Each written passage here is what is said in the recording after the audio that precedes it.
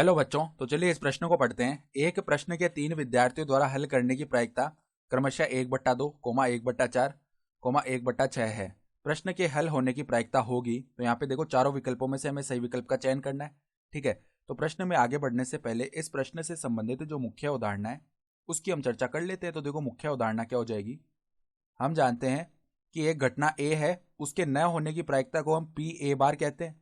तो P A बार का जो मान है वो क्या आता है, 1 माइनस घटना ए होने की प्रायिकता यानी कि पी ए। ठीक है, तो ये हमें पता है। तो अब हम क्या कर लेते हैं, देखो एक घटना ए मान लेते हैं। घटना ए क्या हो जाएगी, देखो एक हमें पूछा क्या गया है, एक प्रश्न के 3 विद्यार्थियों द्वारा हल करने की प्रायिकता दी हुई है। ठीक है, तो हमें क्या करना है, घटना ए मान लेते हैं हम कि पहले विद्यार्थी द्वारा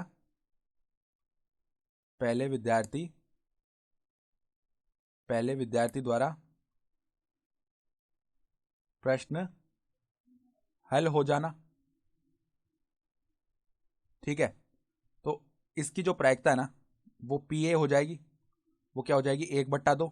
ठीक है, फिर उसी प्रकार देखो हम बी घटना मान लेते हैं। बी घटना है दूसरे विद्यार्थी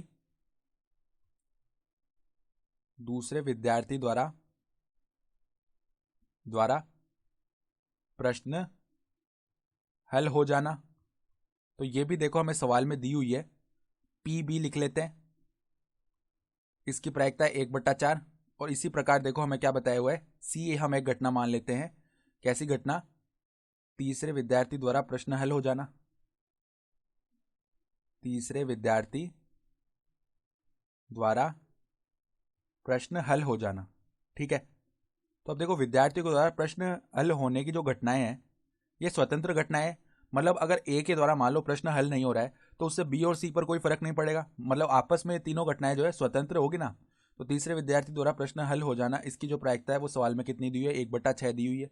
ठीक है, तो हमें क्या करना है, हमें अभिष्ट प्रायिकता निकालनी है, प्रश्न के हल होने की प्रायिकता। तो देखो प्रश्न के हल होने की क्या प्रायिकता हो जाएगी, प्रश्न के हल होने की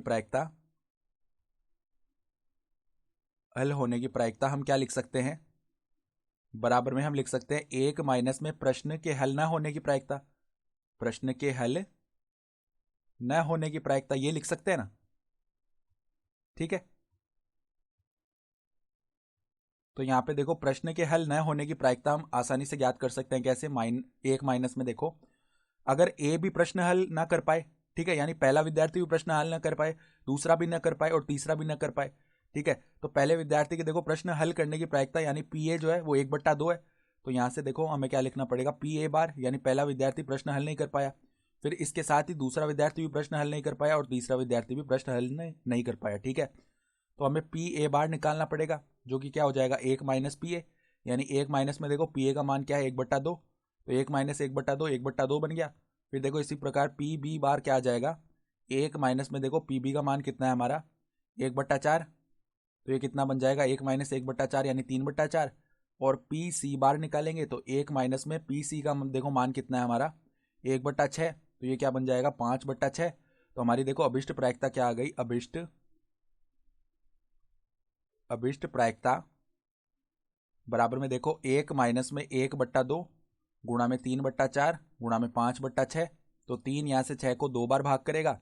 ठीक है, और देखो यहाँ पर क्या हो जाएगा, अब 1 माइनस में 5/2 चौक 8 और 8 दूनी 16, ये बन गया। तो अब देखो इसको हम कैसे लिख सकते हैं, 16 माइनस 5/16, यानी कि देखो 16 में से 5 गया तो हमारे पास में देखो यहाँ पर कितना बन जाएगा, 9/16, ये बन जाएगा। ठीक है, तो देखो अगर हम देखें तो यहाँ पर 9/16 बन रहा है ना।